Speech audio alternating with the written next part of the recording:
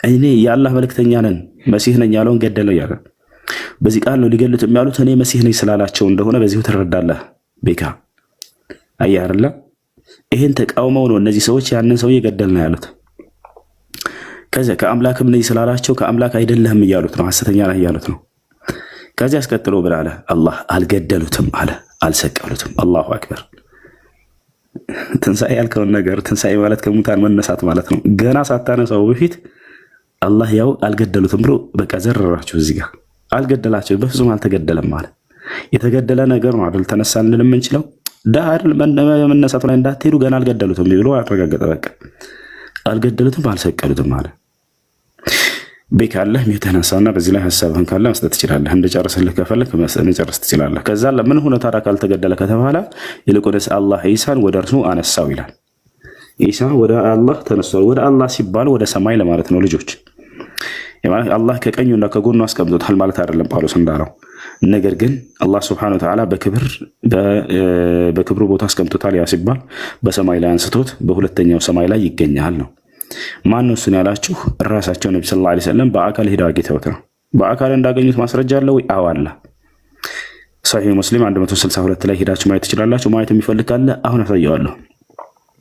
ወደ ሁለተኛው ሰማይ ላይ ወጣሁኝ የማርያምንም ልጅ ክርስቶስን በሁለተኛው ሰማይ ላይ አገኘሁት ብለው ነብዩ ሰለላሁ ዐለይሂ ወሰለም ቃል በቃል የተናገሩበትን አሳያቸዋለሁ። የት አግኝተውታል? በሁለተኛው ሰማይ ላይ። ቤካ ማየት ትፈልጋለህ? እሱን ላሳየህ። ከዚያም ወደ ሁለተኛው ሰማይ ተወጣን ወጡ ነብዩ ሰለላሁ ዐለይሂ ወሰለም ጅብሪል ፈስተፍተሐ ጅብሪል ገብርኤልም ማስከፈተ የሰማይን በር ፈቂለ ለሁ ለእርሱም ተባለ መን አንት ማነህ አንተ ተባለ ቃለ አነ ጅብሪል እኔ ጅብሪል ነኝ አለ ቂለ ተባለ ወመን መዐክ ከአንተ ጋር ማን አለ ተባለ ቃለ ሙሐመድ አለ ከኔ ጋር አለ ጅብሪል ቂለ ተባለ ወቀድ ቡዒተ ኢለይህ ወደ እርሱ በእርግጥ መልእክት ተልኮ ነው ይዘህ የመጣኸው አሉት መላእክቶቹ ገብርኤልን ጅብሪልን ማለት ነው ቃለ ነዓም ቀድ ቡዒተ ኢለይህ አዎ ወደ እርሱ መልእክት ተልኮ ነው ያመጣሁት ፈፉቲሐ ለና ለእኛም ተከፈተልን የሰማይ በር አሉ። ከዚያስ ማንን አገኙ? ፈኢዛ አና ብብን ልኻላ ዒሳ ብን መርየም ወየሕያ እብን ዘከርያ ፈረሐባ ቢ ወደዐው ሊ ብልኸይር ምናል። ከዚያም ያውና ከላይ ከዚህ ጀምራቸው ወደ ሁለተኛው ሰማይ ወጣን አሉ። ነቢዩ ሙሐመድ ሰለላሁ ዐለይሂ ወሰለምና ገብርኤል ናቸው እየወጡ ያሉት። ገብርኤልም እንዲከፈት ጠየቀ፣ የሰማይን በር ማለት ነው። ማነህ ተብሎ ተጠየቀ። ገብርኤል አለ እኔ ገብርኤል ነኝ እያለ ነው። ከአንተ ጋር ማን ያለው ተብሎ ተጠየቀ። ሙሐመድ አለ ብሎ ገብርኤል ተናገረ። ተልኳልን ብለው ጠየቁ የሰማይ ጠባቂ መላእክቶች ተብሎ ተጠየቀ። አዎ ተልኳል አለ። አያችሁ መላእክት ሁሉ የነቢዩ ሙሐመድ ሰለላሁ ዐለይሂ ወሰለምን መላክ ያውቃሉ። አዎ ተልኳል አለ። ስለዚህ ተከፈተልን አሉ ነብዩ ሰለላሁ ዐለይሂ ወሰለም። ከዚያ እስከተከፈተ በኋላ ማንን አገኘን አሉ። እዚያም ከሁለቱ የአጎቶቼ ልጆች ብሎ ጉግል ተረጉሞታል። የአክስት ማማች ልጆች ማለት ነው። የሕያ ወይንም ዮሐንስና ዒሳ ዘመድ ናቸው። ዝምድናቸውን አስረዳቸዋለሁ። የአክስት ማማች ልጆች ናቸው። ሁለቱን የአክስት ማማች ልጆች ጋር አገኘሁኝ አሉ። እነርሱም ማን ናቸው? የማርያም ልጅ ኢየሱስና የዘካርያስ ልጅ ዮሐንስ ነበሩ አሉ። አላሁ አክበር። ከዚያ ነቢዩ ሰለላሁ ዐለይሂ ወሰለም ዒሳን እንዳገኙ ታያቸው አይደለ? ኢየሱስን አግኝተውታል። በአካል ላይ ያዩት ስንተኛው ሰማይ ላይ? ሁለተኛው ሰማይ ላይ። ከዚያ ምን እንዳደረጉ እንመልከት። ከዛ ኢየሱስ ክርስቶስ ምን እንዳደረገላቸው ተቀበሉኝ አለ። ያ ማለት አቀባበል ያደረጉላቸው ዒሳና የሕያ ማለት ነው። ለደህንነቴም ጸለዩልኝ አሉ። ያ ማለት ደህና ነገር ከአምላኬ እንዳገኝ ጸለዩልኝ ለማለት ነው።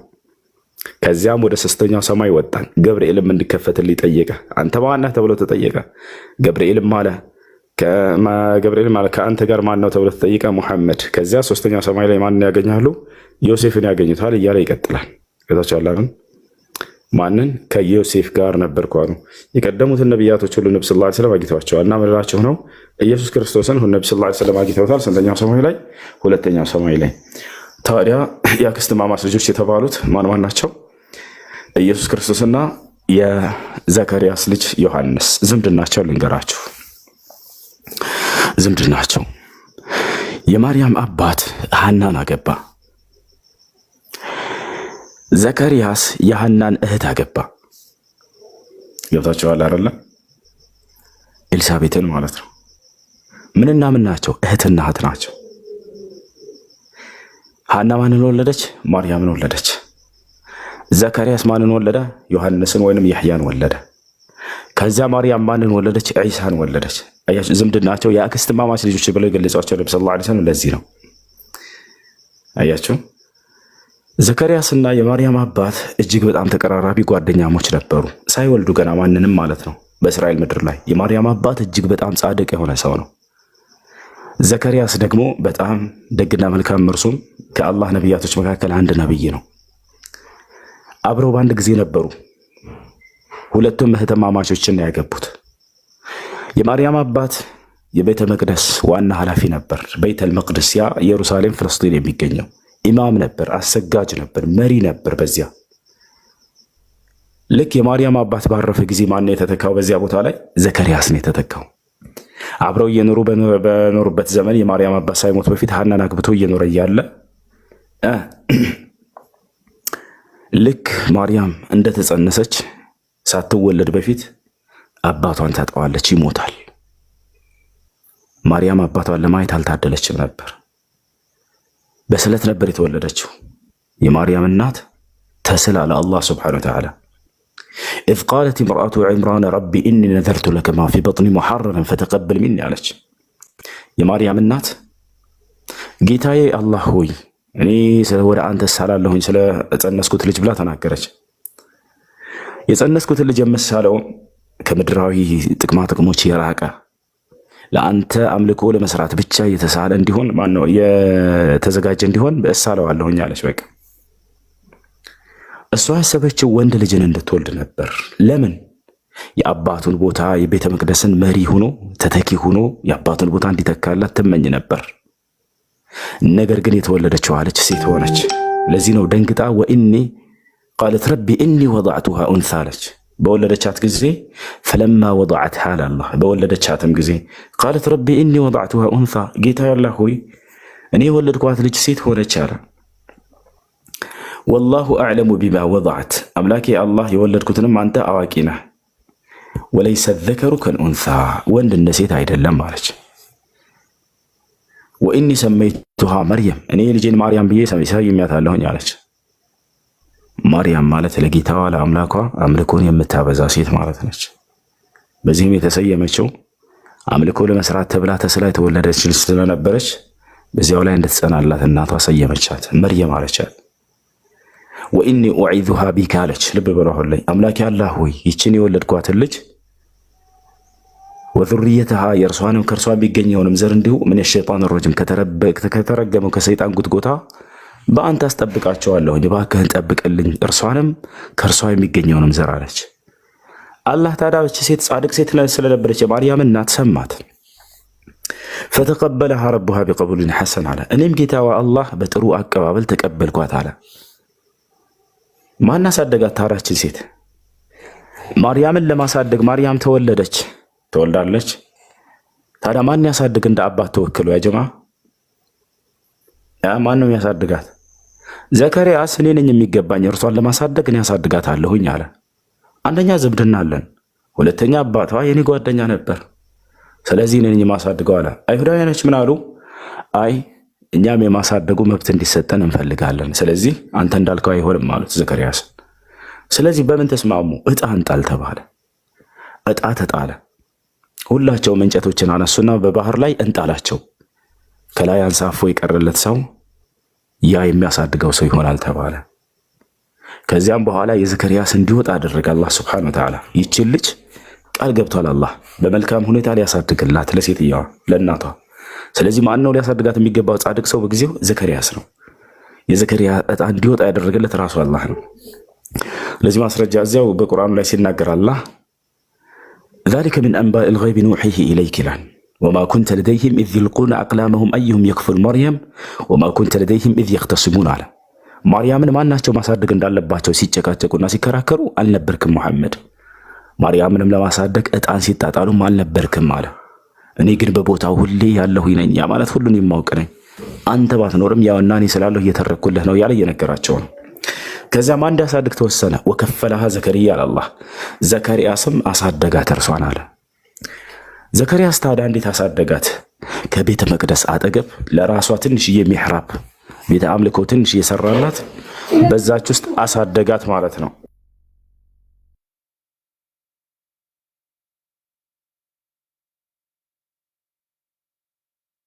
ከዛ በኋላ ዘከርያስ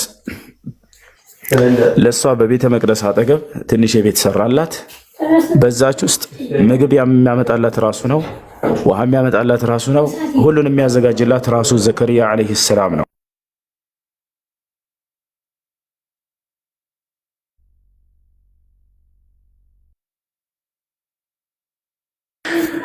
እሺ ከዚያ በዚህ ሁኔታ ያለች ለጌታዋ ለአላህ በጣም ተገዥ አደረጋት። በቃ ዘከርያስ በአላህ ሕግና ስርዓት ላይ አሳደጋት። ገብታችኋል አይደል? በአላህ ሕግና ስርዓት ላይ አሳደጋት። እርሱ ይቺ ልጅ ጌታዋን አላህን በጣም የምትገዛ መልካም ሴት ሆና አደገች። ዘከርያስ ከዕለታት አንድ ቀን ይወጣል።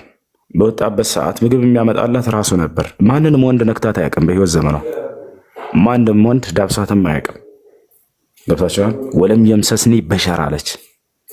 አይገርምም? አይደንቅም? ያገላለጽ ወለም የምሰስኒ ረጁል ለምን አላለችም? ወንድ አልነካኝም ለምን አላለችም? ሰው አልነካኝም እኮ ነው ያለችው ማርያም። ልብ በሉ፣ በሸር የሚባለው ለወንድ የሚገለጽ አገላለጽ ነው። ሰው ረጁል ቢሆን ኖሮ ወጣት የሆነ ሰው አልነካኝም ሊሆን ይችል ነበር ይላሉ ዑለሞች። እንዳ ወጣትም ሆነ ሽማግሌ በፍጹም በተአምር ማንም ነክቶኛ አያውቅም ብላ ነው የገለጸችው። ወለም የምሰስኒ በሸር ሰው ያልነካኝ ሲሆን አለች። ማንኛውም የወንድ አይነት ትልቅም ሊሆን ይችላል፣ መካከልም ሊሆን ይችላል፣ ትንሽም ሊሆን ይችላል፣ ሁሉንም የሚያጠቃልል የሆነ ቃል ነው። አንድም ወንድ የሚባል በተአምር ነክቷት አያውቅም። ስለዚህ ከዕለታት አንድ ቀን ዘከርያስ በወጣበት ጊዜ ትራባለች፣ ትጠማለች። አላህ ስብሐነ ወተዓላ በዚህ ጊዜ መላእክቶችን እየላከ ከሰማይ ከገነት ምግብን ይልክላት ነበር። ያ ምግብ አጠገቧ ተቀምጧል። ዘከርያ ዓለይሂ ሰላም ልክ ገባና ወደ ቤቷ ሲያይ እርሱ ያላመጣውን አዲስ ምግብ ተመለከተ። በዚህ ጊዜ በጣም ደነገጠ ዘከርያስ። እንዴ እኔ ነኝ ምግብ ማመላለስላት? ማን ነው ይህንን ያላመጣሁትን ምግብ ሊያመጣላት የሚችለው ብሎ የግዴታ መጠየቅ አለብኝ አለ እርሷን። ኩለማ ደኸለ ዓለይሃ ዘከርያ አልሚሕራበ ወጀደ ዒንደሃ ሪዝቃ አለ። ዘከርያ በእርሷ ቤትን በገባ ቁጥር ሌላ እርሱ ያላመጣውን ሲሳይ ያይ ነበር አለ። ከዚያስ ቃለ ያ መርየሙ አና ለኪ ሃዛ አላት። መርየም ሆይ ይህ ምግብ ከወዴት ነው የመጣልሽ ብሎ ጠየቃት። ማርያም መልስ ሰጠችው። ቃለት ሁወ ምን ዒንዲላህ፣ እርሱ ከአላህ ዘንድ ነው አለችው። ከገነት ነው። ኢነላህ የርዙቁ መን የሻኡ ቢገይሪ ሒሳብ አለች። ዘከርያስ ሆይ አምላኬ አላህ እኮ ያሻውን ባሪያዋን ያለ ገደብ ይለግሰዋል፣ አታውቅም ይሄን አለችው። ዘከርያስ በዚህ ጊዜ ነው ልጅን ለማግኘት የተመኘው። መልካምን ልጅ በምታዩ ጊዜ አምላኬ አላህ ሆይ እንዲህ አይነት መልካም ልጅ ስጠኝ ብላችሁ ትመኛላችሁ አይደል? ማርያም ይሄን ያክል ርቃ ሄዳለች። በቃ ዘከርያስ በጣም ተደነቀ። ማርያም ይሄን ያክል ርቃ ሄዳለች። ከጌታዋ ከአላህ ዘንድ መላእክቶች እየተላኩ እስኪያገለግሏትም ድረስ ደርሷል። በቃ በዚህ ጊዜ ነው ልጅን ስጠኝ ብሎ ያህያ ተመኘ። ዘከርያስ ወዲያው ወደ ሚሕራቡ ወደሚሰግድበት ቦታ ገባ። ሁናሊከ ደዓ ዘከርያ ረባህ። በዚያም ጊዜ ወዲያው ዘከርያስ ጌታውን አላህን መማፀን ጀመረ፣ መለመን ጀመረ። ምን ብሎ ነው የጠየቀው? ቃለ ረቢ ሀብሊ ሚን ለዱንከ ዙርየተን ጠይባ አለ። ጌታ አላህ ሆይ ከአንተ ዘንድ መልካም የሆነን ዘር ለግሰኝ እኔንም አለ። መልካም ልጅን ስላየ ማለት ነው። መልካም የሆነን ልጅ ለግሰኝ። ማርያምን አይቶ ስለነበር የተመኘው የማርያምን አይነት መልካምን ሰው እንደሚሰጠው እንዴት ቃል በቃል እንደሚገባለት አላህን ደግሞ ተመልከቱ። አላህ ለነቢያቶች ወዲያው መልስ ሰጪ የሆነ አምላክ ነውና ረቢ ሀብሊ ሚን ለዱንከ ዙርየተን ጠይባ ኢነከ ሰሚዑ ዱዓ። ጌታ አላህ ሆይ ከአንተ ዘንድ መልካም የሆነን ልጅ ለግሰኝ፣ አንተ ጸሎትን ዱዓን የምትሰማ የሆንክ አምላክ ነህና አለ። ዘከርያስ ተመልከቱ፣ ተስፋ አላስቆረጠውም። ምኑ የእርሱ ሽማግሌ መሆን፣ ከዛስ የሚስቱ መሃን መሆን። አስቡት፣ ሚስቱ መሃን ነች፣ አትወልድም። እርሱም አርጅቷል። ለዘመናት ልጅን ሳያገኙ አሳልፈዋል። ግን ይሄ ደካማ መሆኑ ልጅን ከመጠየቅ ተስፋ አላስቆረጠውም። ለአላህ የሚሳነው ነገር እንደሌለ ስለሚያውቅ ማለት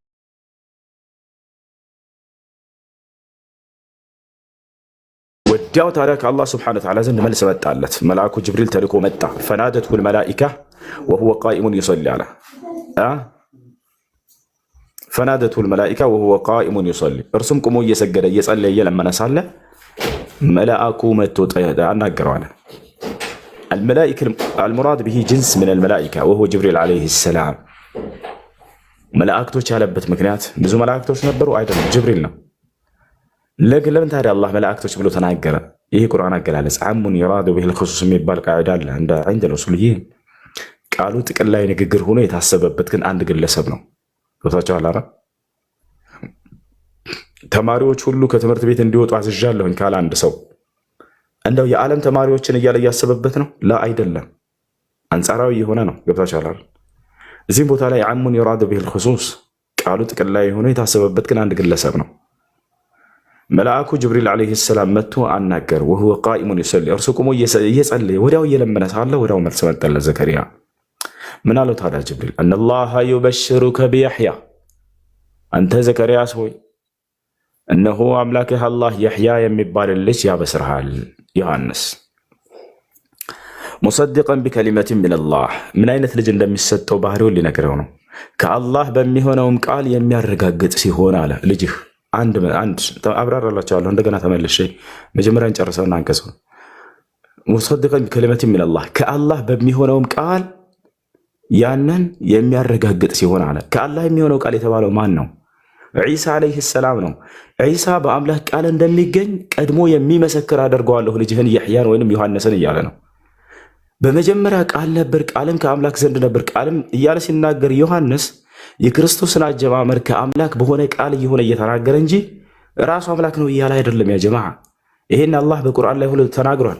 ያሕያ ገና ሳይወለድ በፊት ስለ ቀጣይ ከእርሱ በኋላ ስለማስገኘው ነቢይ በቃል አማካኝነት የሚሆን እንደሆነ የሚመሰክር አድርጌ ያስነሳዋለሁ ልጅህን ብሎ ለዘከርያስ ነግሮታል። ሙሰድቀን ቢከሊመትን ሚነላህ ከአላህ በሚሆነው ቃል ያንን የማበስር ስሆን አለው። ወሰይደን አለ አለቃ ሲሆን ደግሞ በህዝቦች መካከል በዘመኑ ያሕያ ማንም ይስተካከለ የለም ነበር። ወሐሱረን ልክ እንዲሁ ጥብቅም ሲሆን አለው። ልክ ማርያም ምን ነበረች? ጥብቅ ነበረች አይደለ? ያ ነው ወሐሱረን ጥብቅ ሲሆን አለ። ማርያም ምን ነበረች? ጥብቅ ነበረች። እርሱን የሚሰጥህ ልጅ ምንድነው? ጥብቅ ነው። ወነቢየን ከነቢያቶችም ሲሆን ልጅህ ሚን ሳሊሒን ከመልካሞቹ ከጻድቃኖችም ሲሆን ልጅህ አለው። ያ ሰላም መልካም ልጅን ብሎ ነበር የጠየቀው አይደለ? የመልካምነትን ሙሉ ያሟላ የሆነ ልጅ እንደሚሰጠው አላህ ቃል ገባለት። ታዲያ ያሕያ ዓለይሂ ሰላም በሚነሳ ጊዜ ስለ ዒሳ ዓለይሂ ሰላም እርሱ በቃል የተገኘ መሆኑን የሚመሰክር አድርጎታል አላህ። ለዚህ ነው በመጀመሪያ ቃል ነበር ሲል የነበረው ያሕያ። እርሱ አጀማመሩ ቃል መባሉ ያስፈልገበት ለምንድን ነው ሲባል ጊዜ አይሁዳውያኖች በዝሙት ነው አጀማመሩ ብለው ክርስቶስ ላይ ቀጥፈውና ዋሽተው ስለነበር በዚህ አንጻራዊ ሆኖ የመጣ ቃል ነው። አይ እናንተ እንደምትሉት በዝሙት የተገኘ አይደለም፣ እርሱ በአምላክ ቃል የተገኘው እያለ ያሕያ ዮሐንስ ይመሰክርለት ነበር። ገብቷቸዋል? ታዲያ መጽሐፍ ቅዱስ ላይ አይሁዲዎች በዝሙት የተገኘ ብለው እንደሚወርፉት ማስረጃ እኛስ አባት አለን የዝሙት ልጆች አይደለንም እያሉ አይሁዲዎች በክርስቶስ ፊት ቆመው ያሽሟጥጡበት ነበር። ይህን ቃል ለመመለስ ነው አላህ በእኔ ቃል ነው የተገኘው እያለ መናገር ያስፈለገው። ያሕያም ቆሞ በህዝቦቹ መካከል በመጀመሪያ ቃል ነበር፣ ያም ቃል ከአምላክ ዘንድ ነበር። በዚያ በቃሉ አማካኝነት ይሄንንም ክርስቶስንም አመጣ፣ ቃልም ሥጋ ሆነ የሚላቸው ለዚህ ነው። ኢየሱስ ክርስቶስን መጽሐፍ ቅዱስ ላይ ማነው ሥጋንም አዘጋጀህልኝ እያለ ይናገራል። የተዘጋጀ ነው ሥጋው። ማነው ያዘጋጀለት? የአምላኩ ነው። በምኑ አዘጋጀለት? በቃሉ። በየትኛው ቃሉ? ሁሉ በእርሱ ሆነ በተባለው እዛው ዮሐንስ 3 ላይ በዚያ ሁሉን በሚያደርግ በሆነው በቃሉ አላህ ሱብሓነሁ ወተዓላ የዒሳን ሥጋ አዘጋጀለትና ሰው አደረገው። ስለዚህ ቃል ነበር እያለ የሚመሰክረው ዮሐንስ እናንተ እንደምትሉት በዝሙት የመጣ ሳይሆን አጀማመሩ ከአምላክ በሆነ ቃል ነው እያለ እየገለጸላቸው ነው። እንደ አጠቃላይ ከዚያ በኋላ ይህን ብስራት በተቀበለ በሰማ ጊዜ ዘከርያስ ደነገጠ። ቃለ ረቢ አና የኩኑ ሊ ጉላም አለ፣ ጌታዬ ሆይ ለእኔ እንዴት ልጅ ሊኖረኝ ይችላል? ከዚያ የራሱን ችግር ሊገልጽ ነው፣ ልጅ ሊኖር የማይችልበትን ምክንያት። አና የኩኑ ሊ ጉላም ወቀድ በለገኒ ልኪበር ወምርአቲ ዓቂር፣ ሚስቴ መሃን ነች፣ እኔም እርጅና እዚህ ያለሁበት ዕድሜ ላይ ያደረሰኝ ሰው ነኝ እኮ አለ። አርጅቷል። ልክ እንዲሁ ሚስቱ መውለድ ማትችል መሃን ነች። አላህ ሱብሓነሁ ወተዓላ ተአምራዊ በሆነ መንገድ ያሕያ ሊሰጠው ነው። ግን ከዛ ጅብሪል ምን አለው? ቃለ ከዛሊከ አላህ የኽሉቁ ማ የሻእ ወየፍዐሉ ማ የሻእ፣ አምላክህ አላህ ልክ እንዲሁ ያሻውን ይፈጥራል እኮ ለእርሱ የሚሳነው አይደለም። አብሽር አለው ዘከርያን። ማን? ጅብሪል ዓለይሂ ሰላም። ከዚያ በኋላ እንዲወልድ ተደረገ ማለት ነው እርሱ። ከዛ የማርያምን ታሪክ ይቀጥላል። አላህ ለማርያም እንደገና መጣና መልአኩ ገብርኤል አናገራት። ወኢዝ ቃለት ልመላኢካ ያ መርየም፣ አንቺ መርየም ሆይ አላት፣ ኢነላህ አስጠፋኪ፣ እነሆ አምላክሽ አላህ መርጦሻል፣ ወጠሀረኪ አንጽቶሻል። ከምንድን ነው ያነጻት? ጠሀረሃ ሚነ ዝኑብ አለዚ እቱሂመት ብሂ እርሷ የተወነጀለችበትን ወንጀል አንጽቷታል። ከዚያ እርሱ ምንድነው? ዝሙት ነው። ማን ነው በዚህ ወረፋት? አይሁዲዎች። ማካነ አቡኪ ምራአ ሰውኢን ወማ ካነት ኡሙኪ በግያ ብለው ወርፈዋታል አይደለ? አባትሽ መጥፎ ሰው አልነበረም፣ እናትሽም አመንዛሪ አልነበረችም፣ አንቺ ግን እንደዚህ አድርገሽ መጣሽ ብለዋት ነበር አይደል? አላህ ሱብሓነሁ ወተዓላ ታዲያ መሰከረላት። ምን አላት? እነሆ አላህ ንጽህናሽን መስክሮልሻል፣ አንጽቶሻል አላህ ብሎ መልአኩ ጀብሪል መጥቶ ነገራት። ንጽሕት ነች ሲባል ጊዜ ከዚህ አንጻር ነው። አይሁዶች የወረፉባትን ወንጀል በዚያ ላይ አልወደቀችም፣ በፍጹም ያን አላደረገችም እያለ ነው። ለምንድን ነው ለማርያም አላህ ብዙ ቦታ የሚመሰክርላት? ምክንያቱም እርሷ አይናፋር ከመሆኗ የተነሳ ለራሷ መልስ አትሰጥም ነበር። ያ ጀማዓ አይናፋር የሆነች ሴት ማንም ሰው ቢናገርባት መናገር ትችላለች? ያ ጀማዓ ላ አትናገርም፣ ጸጥ ነው የምትለው። ዝም ብላ እየተሰደበች ያንን አልቅሳ ትኖራለች። አላህ ግን ዝም አላለላትም። ለማርያም ራሱ መልስ ይሰጥላታል። አይሁዶች ለወረፋት ውረፋ ሁሉ ውንጀላ ሁሉ እንዳለ በቁርአን ላይ መልስ የሰጠላት አላህ እንደሆነ ታውቃላችሁ። ራሱ ነው አላህ ሱብሓነሁ ወተዓላ መልስ የሰጠላት። ራሱ አላህ ሱብሓነሁ ወተዓላ ነው መልስ የሰጠላት የነበረው። ስለዚህ መልአኩ ጅብሪል መጥቶ ምን አላት? ኢነላህ አስጠፋኪ አላት። እነሆ አላህ መርጦሻል፣ ወጠሃረኪ አንጽቶሻል፣ ወስጠፋኪ ዐላ ኒሳኢል ዓለሚን ከዓለማት ሴቶችም ሁሉ መርጦሻል አላት። በምንድን ነው የተመረጠችው? በአቋሟ ነው አይደለም፣ በውበቷ ነው አይደለም፣ በጽድቅናዋ ነው። ለዚያም ነው መልአኩ ጅብሪል አስከትሎ የተመረጠችበትን ምክንያት ሲናገር ያ መርየም እቁኑቲ ሊረቢኪ ወስጁዲ ወርካዒ መዓ ራኪዒን አለት።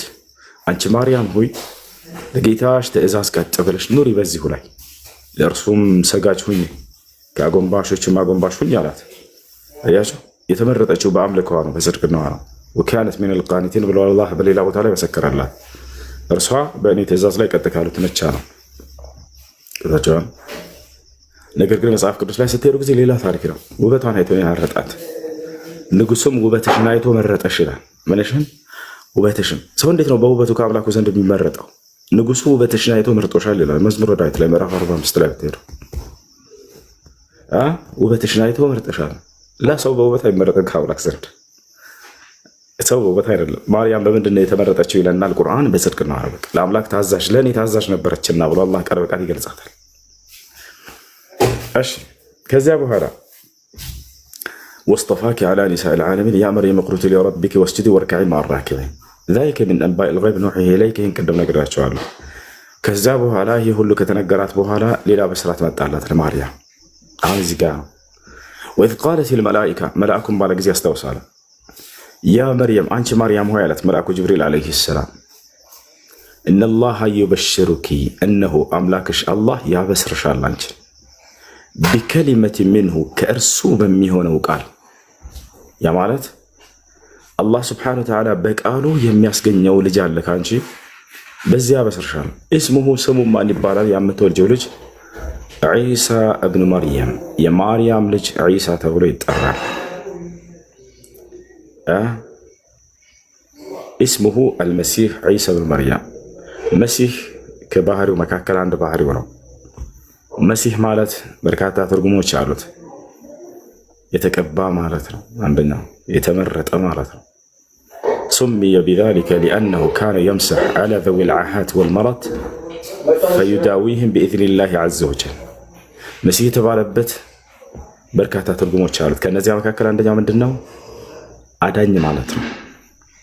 አዳኝ አዳኝ ነውና ስለዚህ አምላክ ነው ይላቸዋል። አይደለም።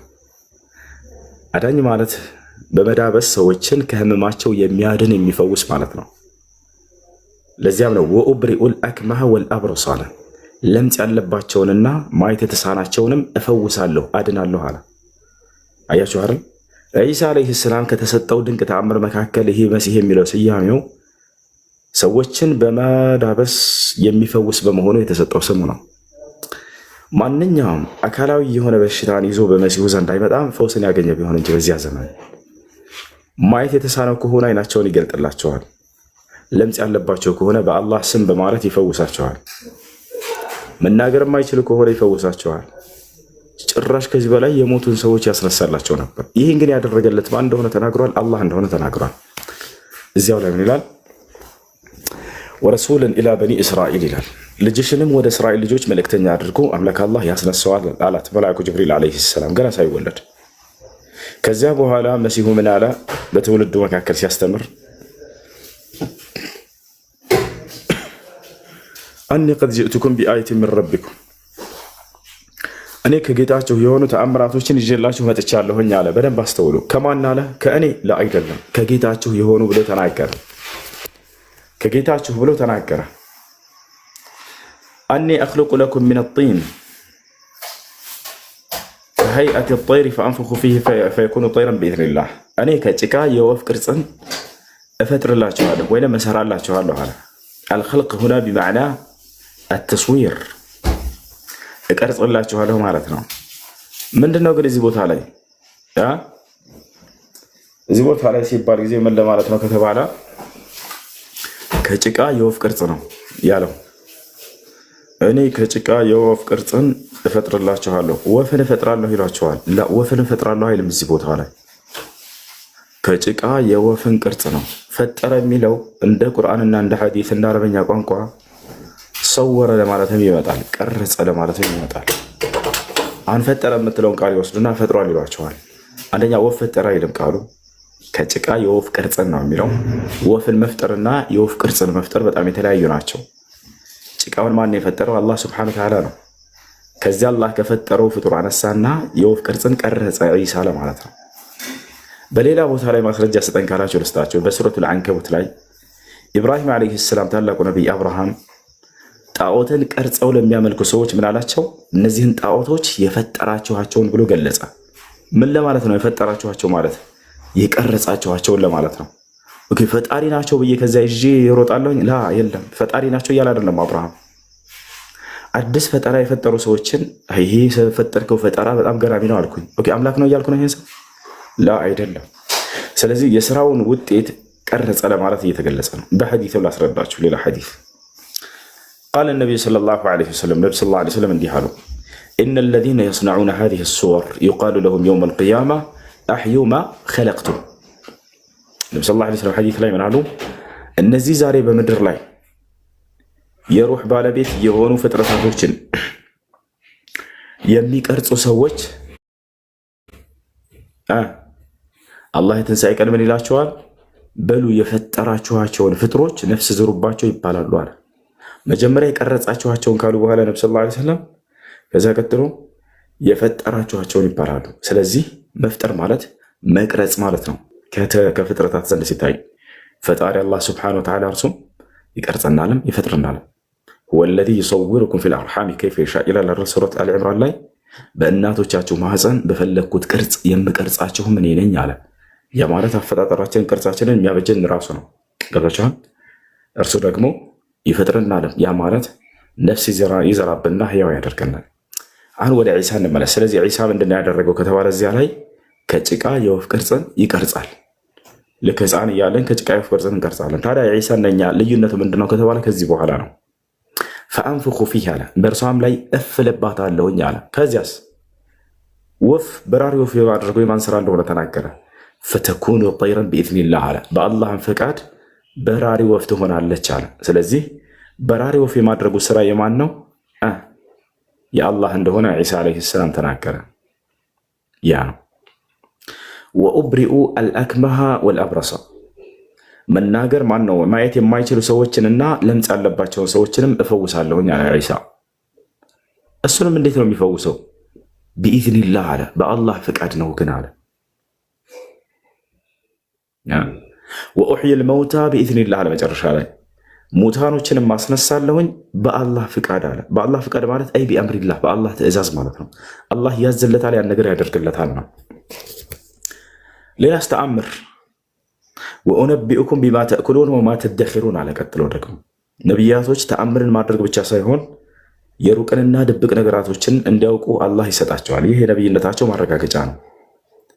ወኡነቢኡኩም አለ፣ እነግራቸዋለሁ ምን ማለት ቢማ ተእኩሉን የምትበሉትን ምግብ፣ ወማ ተደኪሩን ፊ ቡዩትኩም በቤታችሁም ውስጥ የምታከማቿቸውን ምግቦችንም እነግራችኋለሁኝ አለ። ምን ማለት ነው? ለምሳሌ ትውልዱ የዛን እየነገራቸው እያለ አንደኛው ቆሞ እኔ አሁን ምሳይል ሂጄ ቤቴ ምንድን ነው የምበላው ብሎ ቢጠይቅ ዒሳ ይነግረዋል። ይሏቸዋል። ምን እንደምትበሉ ሄዳችሁ እነግራችኋለሁኝ አለ ዒሳ። ከዚያስ ቤታቸው ውስጥ ያከማቻችሁትን ምግብ እነግራችኋለሁ አለ። ለምሳሌ ቤት ውስጥ ምን እንዳስቀመጡ ሰዎች ሄደው የሚበሉትን ሳይሆን ምን ምን ምግብ እንዳስቀምጡ ሳይሄድ ቤታቸው ቁጭ ብሎ ዒሳ ይነግራቸዋል። ወይንም ጉድጓድ ውስጥ ያስቀመጥከው ሊሆን ይችላል፣ ጤፍ ሊሆን ይችላል፣ ማሽላ እንዳለ ያውቃቸዋል፣ ይነግራቸዋል። አይሰማም? እንደ ልጆች ድምፄን እያማኝ ነው። አይሰማም? ይሰማል? ይሰማል ኡስታዝ። እሺ እንቀጥል። ከዚያ በኋላ ይህን ሁሉ ነገራቸው። ታዲያ እነዚህ ተአምራቶች ለሌሎች ነቢያቶች ተሰጥተው ነበር ወይ የሚለውን ከፈለጋቸው እንዳዩ፣ አዎ ተሰጥተው ነበር። ሙታን ማስነሳትን ማን ሙታን አስነስተዋል? ሙሳ አስነስተዋል። በቁርአን ላይ ኢብራሂም ዓለይሂ ሰላም አስነስተዋል። አይን ማብራትንስ? አይን ማብራትን ልክ እንዲሁ ዩሱፍ ዓለይሂ ሰላም ተሰጥቶታል። ቦታቸዋል። ዩሱፍ ዓለይሂ ሰላም ተሰጥቶታል። ልክ እንዲሁ ሌላስ? ልክ እንዲሁ የተደበቁ ምግቦችንና ወደፊት ሰዎች ምን እንደሚበሉ የማወቅን ሚስጥር ይህንንም ለዩሱፍ ተሰጥተዋል። ቃለ ላ የእቲኩማ ጣዓሙን ቱርዘቃኒሂ ኢላ ነበእትኩማ ቢተእዊሊህ አለ ዩሱፍ ዓለይሂ ሰላም። እስር ቤት ላሉ ሰዎች ምን ይላቸው ነበር? አሁን የምትለገሱት የሚመጣላችሁ ምንም አይነት ምግብ ቢሆን እንኳን ሳይመጣ በፊት እነግራቸዋለሁ እርሱን ይላቸው ነበር። ቀብለ አን የእትየኩማ ወደ እናንተ ምግቡ ሳይመጣ በፊት ምን እንደምትበሉ እነግራቸዋለሁ ይላቸዋል። ታዲያ ምን አለ ዩሱፍ? ዛሊኩማ ሚማ ዐለመኒ ረቢ አለ። ይህ ጌታችን አላህ ያስተማረኝ እውቀት ነው አለ። ተመልከቱ ነቢያቶች፣ ዒሳን አይታችሁታል። እያንዳንዱን ተአምራቶች መስራቱን ከተናገረ በኋላ በአምላኬ ፍቃድ ነው ግን እያለ ያስጠነቅቃቸው ነበር። ልክ ወደፊት ሰዎች ወደ እርሱ እንደሚያስጠጉበት ሁሉ እያወቀ ሁላ ይመስላል። አደራችሁን ይህን ግን በአምላኬ ፍቃድ ነው እያለ ይናገራል። ነቢያቶች ሁሉ ያን ከሰሩ በኋላ በአላህ ፍቃድ እንጂ አይሆንም እያሉ ይናገራሉ። ለዚህ ነው ነቢ ሰለላሁ ዐለይሂ ወሰለም ቁርአን ላይ ተአምራትን በሚጠየቁ ጊዜ በአላህ ፍቃድ እንጂ አይሆንም እያሉ እንዲናገሩ የታዘዙት። ወየቁሉነ ለውላ ኡንዚለ ዐለይሂ አየቱን ሚን ረቢህ ኢነማ አንተ ሙንዚር፣ ምን አለ ከጌታው ከአምላኩ ከአላህ ዘንድ ተአምር በወረደለት ሲሉ አንተ አስጠንቃቂ እንጂ ሌላ አይደለህም ይላቸዋል። ያ ማለት ያን ተአምር አንተ በብቃት የምታመጣ አይደለህም፣ አድርስ የተባለውን መልእክት ማድረስ ብቻ ነው። መውረድ ባለበት ጊዜ ግን ያወርድልሃለሁ፣ እሰራልሃለሁ ነው መልእክት። ነቢያቶችም ልክ እንዲሁም ወደ አላህ ያስጠጉ ነበር ነው። እንቀጥለዋል። በቤታችሁ የሚቀመጠውን ምግብ እነግራችኋለሁኝ፣ ሄዳችሁም ምንም እንደምትበሉ እነግራችኋለሁኝ አለ ዒሳ። ኢነ ፊ ዛሊከ ለአየተን ለኩም ኢን ኩንቱም ሙእሚኒን አላቸው። ከዚያ ቀጥሎ የምታምኑ እንደሆናችሁ በዚያችሁ ውስጥ ለእናንተ ድንቅ ድንቅ ተአምራቶች አሉ ብሎ ዒሳ ተናገረ። ወሙሰድቀን ሊማ በይነ የደየ ሚነ ተውራት አለ። እንዲሁም ደግሞ አላቸው ለአይሁዳውያን ህዝቦች ከእኔ በፊት ተልኮ የነበረውን ለሙሴ የተሰጠውን ኦሪትን የማረጋግጥ እንጂ የምክድም አይደለሁም አለ። በነቢያቶች መንገድ ላይ እንደመጣ እየነገራቸው ነው። እኔ አዲስ አይደለሁም። ከእኔ በፊት ተልኮ የነበረውን ለሙሴ የተሰጠውን መጽሐፍ ከሰው ስልጣን ከተሰጠው መካከል በሰንበት ቀን መስራት እርም ነበር በአይሁዳውያኖች ላይ በሙሳና በህዝቦቹ ላይ። በዚያ ቀን እንዳትሰሩ ተብለው ነበር። እስካሁን ድረስ መጽሐፋቸው ላይ አለ። እግዚአብሔር ስራን ሰርቶ ያረፈበት ቀን ነውና ሰንበት ቀን እንዳትሰሩ፣ የሰራ ሰው ይገደል ተብሏል። ዒሳ ግን ይሄንን በመካከላቸው ቆሞ በሰንበት ቀን ሰርቶ አሳያቸው። በዚህ ጊዜ ተቃወሙት። እንዴት ይህን ታደርጋለህ ብለው፣ በሰንበት ቀን እንዴት ትሰራለህ? አምላክ አላህ ደግሞ ስልጣን ሰጥቶታል ያንን እንዲሽርና በዚያ ቀን እንዲሰራ። አያቸው። ሰንበት ቀን ለሙሳና ለህዝቦች ተሰጠ። እሁድ ቀን ለዒሳና ለህዝቦች ተሰጠ። ጁምዓ ቀን ለእኔና ለህዝቦች የተሰጠ አሉ ነብዩ ሰለላሁ ዐለይሂ ወሰለም። ገብታችኋል? ስለዚህ ሰንበትን ቀን ሻረና በዚያ ቀን ሲሰራ ነው። እንዴት በዚህ ቀን ትሰራለህ ሲሉ እኔ ሰንበት ጌታ ነኝ ሲል ጊዜ ኦኬ አምላክ ነው አብ ነው ማለት ነው እያሉ ክርስቲያን ተረድተውታል። አምላክ እንደሆነ የገለጸው አይደለም። የሰንበት ጌታ ነኝ ሲል በሰንበት ላይ ስልጣን የተሰጠኝ ነኝ። ጌትነት ስልጣን ነው ለእነርሱ ለነቢያቶች። የሐዋርያት ሥራ ምዕራፍ 2 ቁጥር 36 ላይ እግዚአብሔር ጌታ አደረገው በእስራኤል ህዝብ ላይ እንደተባለው የሰንበት ጌታ ሲል ጊዜ ምን ለማለት ነው? ሰንበትን እንዲሽር ዘንድ ስልጣን የተሰጠኝ ነኝ እያላቸው ነው።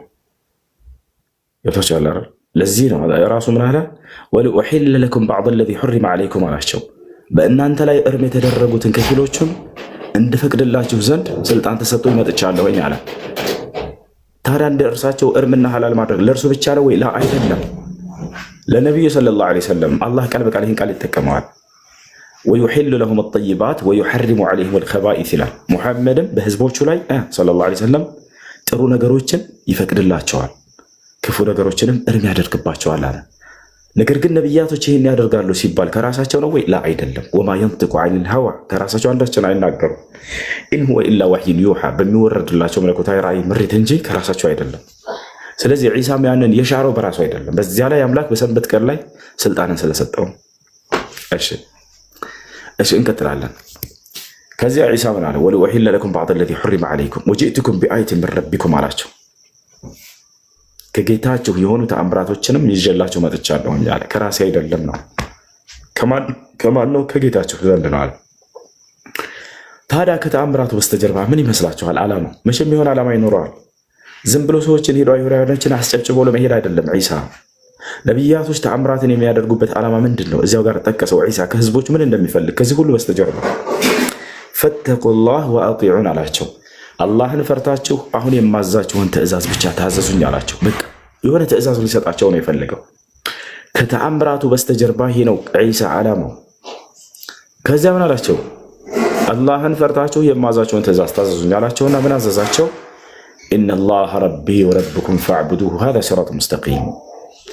የእኔም ጌታ የእናንተም ጌታ እርሱ አላህ ነው፣ ስለዚህም እርሱን በብቸኝነት ተገዙት፣ ይህ ነው ቀጥተኛው መንገድ።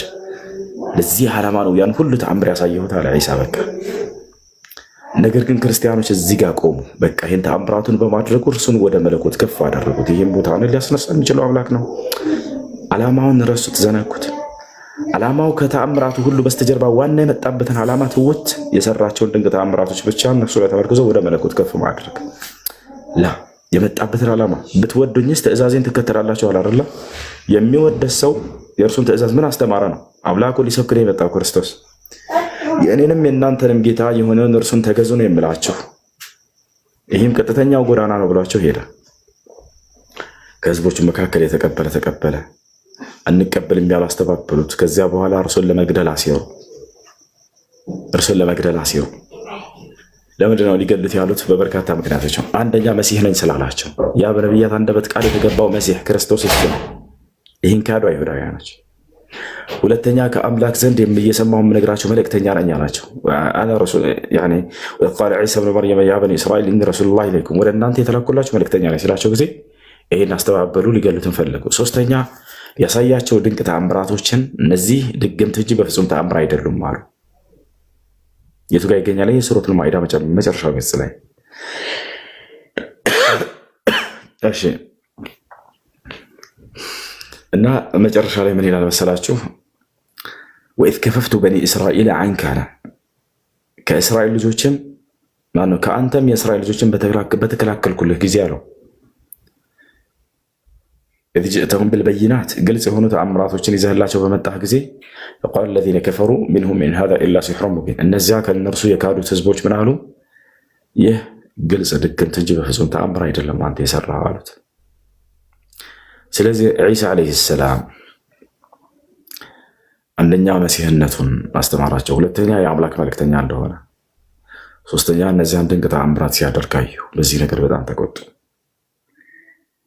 አንተ የመጣው ሲጀምር በዝሙት ነው አሉት። ማርያም እንደ ዝሙተኛ ቆጠሯት።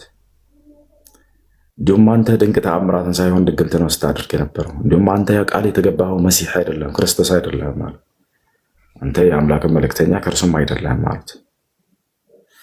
ከዚያም በእርሱ ላይ ተንኮልን አሰቡ ይላል አላህ በቁርአን ላይ። ፈለማ አሐሰ ዒሳ ሚንሁም ልኩፍራ ቃለ ምን አንሳሪ ኢለላህ።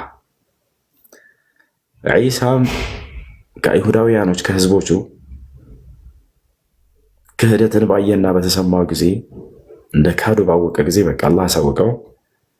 ከዚያ ላመኑለት ዘወር አለና እነርሱን ማናገር ጀመረ። በቃ ያለው አማራጭ እነሱን ብቻ ተናዞ መሄድ ነው። ህዝቦቹ ክደዋል። እርሱን ለመግደል ሁሉ ለማስቀል እያሴሩ እንደሆነ አላህ አሳወቀው። ቃለ ምን አንሳሪ ኢለላህ አለ። ማን ነው እኔን በአላህ መንገድ ላይ የሚረዳኝ እኔ ከሄድኩ በኋላ አላቸው። ማን ነው ከኔ የአላህን ዲን የሚያስተላልፍ ከኔ በኋላ? ቃለ ልሐዋርዩን ነሕኑ አንሳሩላህ። ሐዋርያቶችም አሉ እኛ በዚህ በሃይማኖት በዲንህ ላይ በአላህ መንገድ ላይ የምንረዳህ የምናግዘህ ነህ። ከዚያ ሐዋርያቶች ምን አሉ? እምነታቸውን ሁሉ ገለጹ። አመና ቢላህ እኛ በአላህ አምነናል አሉ። ወሽሀድ ቢአና ሙስሊሙን እኛ ሙስሊሞች መሆናችንንም መስክር አሉ ማለት። ረበና አመና ቢማ አንዘልት አሉ። ቀጥለው ጌታችን አላህ ሆይ ባወረድከው ቃል አምነናል አሉ በኢንጂል። ወተበዕና ረሱል መልእክተኛውንም ተከትለናል። ፈክቱብና መዐ ሻሂዲን እኛንም ከመስካሪዎቹ ጻፈን አሉ። ተመልከቱ፣ አምላካቸው ማን እንደሆን ገለጹ። አመና ቢላህ አሉ። ይሄ ምንድን ነው? አምላካቸውን የገለጹበት ነው። ወሽሀድ ቢአና ሙስሊሙን የሚለውስ ሙስሊሞች መሆናቸውን ሃይማኖታቸውን የገለጹበት ነው። ረበና አመና ቢማ አንዘልት አሉ። ቀጥለው ባወረድከው መጽሐፍም አመንን አሉ፣ በኢንጂል ለማለት ነው። ወተበዕና ረሱል አሉ፣ መልእክተኛውንም ተከተልን አሉ። ያ ሰላም ማን ነው? እርሱ ዒሳ ነው። አመና ቢላህ ወሽሀድ ቢአና ሙስሊሙን ረበና አመና ቢማ አንዘልት ወተበዕና ረሱል ፈክቱብና መዐ ሻሂዲን እኛንም ከመስካሪዎቹ ከአማኞቹ ጻፈን ብለው ተናገሩ። ልክ ዒሳ ይህን ከጨረሰ በኋላ ሐዋርያቶችን ከተናዘዘ በኋላ የተቀበሉት እነዚህ ተቀብለውኛል፣ ሌሎች ግን ህዝቦች ክደውኛል የሚለውን ወደ አላህ ከተናገረ በኋላ በዚህ ጊዜ ህዝቦቹ በእርሱ ላይ ያሴሩበትን ሴራ አላህ ለዒሳ ገለጠለት። ወመከሩ ወመከረ አላህ አለ። ዒሳንም ለመግደል አደሙበት፣ አሴሩበት። አድማ ብሎ ማለት የምታድምበትን አካል ተደብቀህ እርሱ ሳያየህና ሳይሰማህ በእርሱ ላይ ተንኮልና ሴራን መጸንሰስ ማለት ነው። ታዲያ በዚህ በታላቅ ነቢይ በአላህ ነቢይ ላይ ያሴሩበት ያለውን ነገር አላህ አይደበቅበትም፣ ያውቃልና ለዒሳ ምን እያሰቡ እንደሆነ ገለጠለት። ወመከሩ ወመከረ አላህ ማለት የተንኮለኞችን ተንኮል የማውቅና የማከሸፍ ነኝ ማለት ነው። ከዛ ለዒሳ ምን አለው? ኢዝ ቃለ አላህ ያ ዒሳ አንተ ዒሳ ሆይ አለው ኢኒ ሙተወፊከ እኔ አንተን ልወስድህ ነው፣ ወራፊዑከ ኢለየ ወደ እኔም ላነሳህ ነው ወደ ሰማይ። ለምን? ወሙጠሂሩከ ሚነ ለዚነ ከፈሩ ከነዚያ ከካዱትም ከአይሁዳ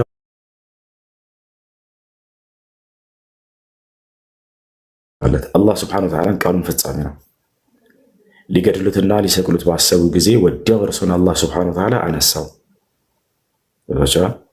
ወማ ቀተሉሁ ወማ ሰለቡሁ አለ። አልገደሉትም አልሰቀሉትም። ታዲያስ